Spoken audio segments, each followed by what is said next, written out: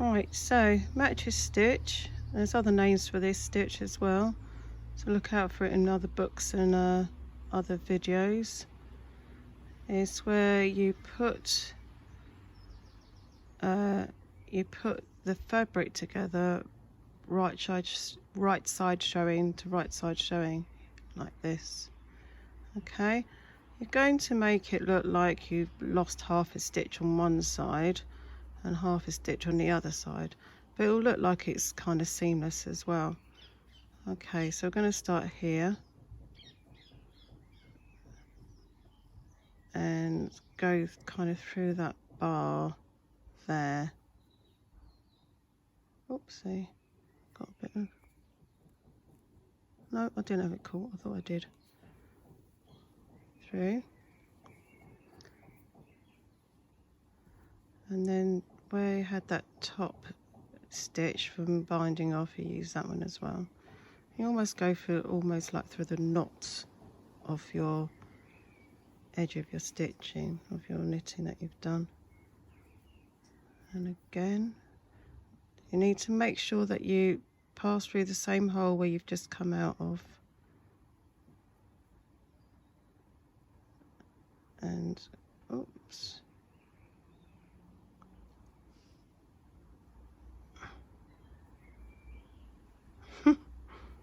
I'm in a bit of trouble here. There we go.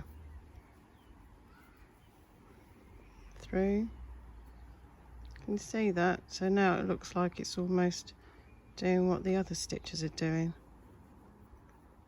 And again through the same hole that you had before, and under the knot, kind of knotty bit, and through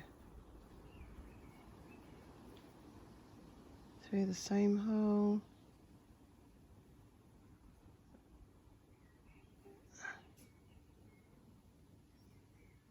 through those two bits like that, and pull. And if you go and tighten that up a bit, it's as if my magic has disappeared. Oh my goodness. Oh wow. Ooh. Ooh. I'll show you how to do this bit in a minute. That will look even better. So in the end, it will look like you haven't even sewn it up at all. I'll show you in a minute though. I'll go and do this two top bits first. Okay, thanks. See you in a minute. Right, this is the second to last bit of what we're doing here. So I've done my mattress stitch on the, when you look at the heart on the right hand side. That's what we started with first, because that's where I use the needle to go through the top of these 9 stitches to bind off. You can see it's almost like it's a little sock, like a little sock. Look at that. And I have also done the left hand side now, and I still have my needle from doing the left hand side on that yarn.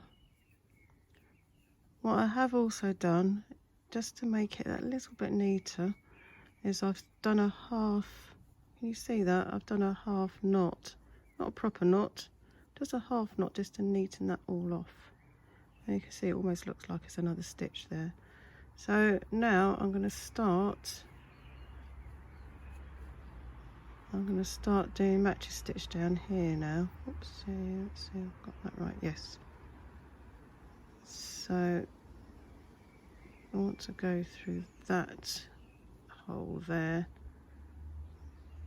and then see, going through that knot, under that knot, I'm pulling through, and then take it from this side again.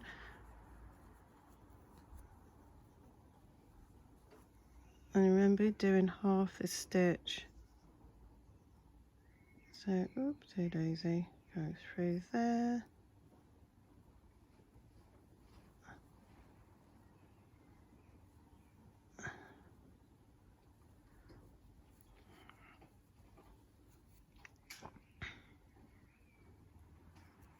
I'm going to be using half a stitch to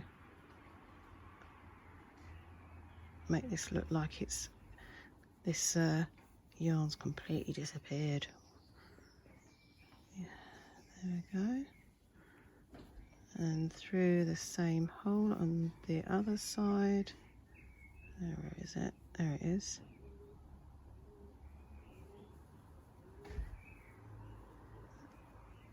And through that kind of little knot bit again.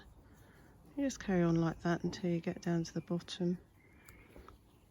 Whilst I'm doing this, I'm going to answer a question. Why do you always have all these tails, Nadia? Do you really need them? Better to have tails than no tails. It's terrible seeing a cat with no tail, isn't it?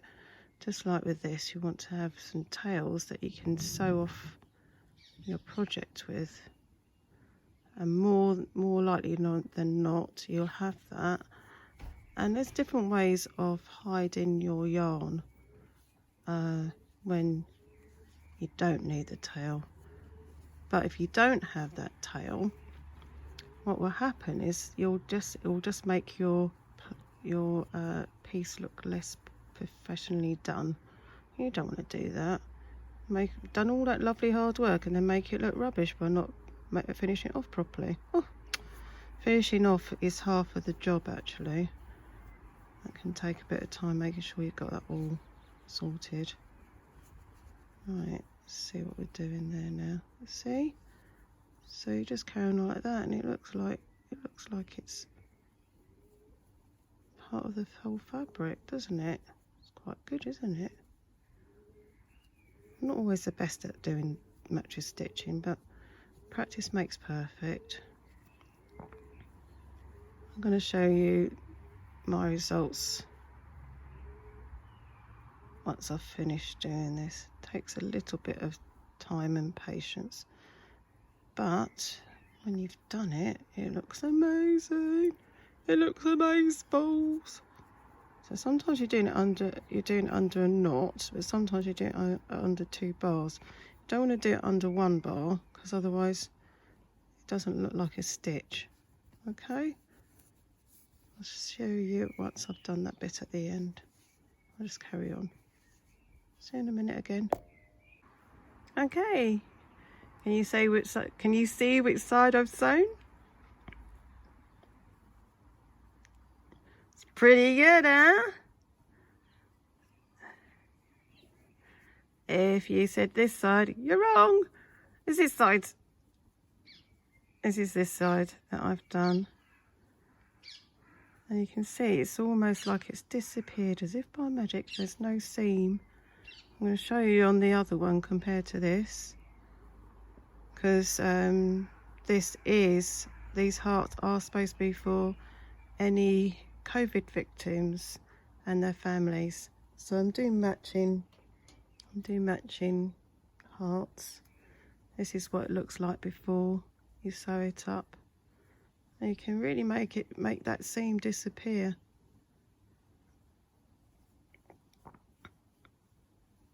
Okay, so that's 2, and you can imagine I've gone a bit mad.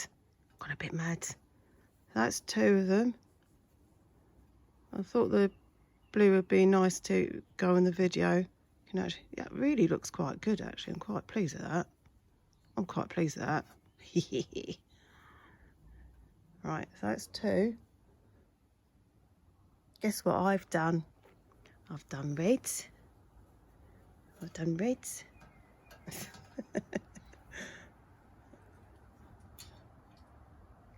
done orange.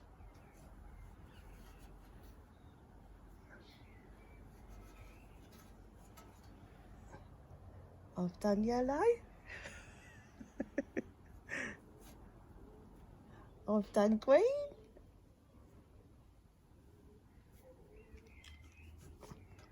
You know what I've done. If you know me, you know what I've done. I've done the purple. Oh, sorry, indigo. Done the indigo. It's indigo. And the violet. Rainbow! Yay!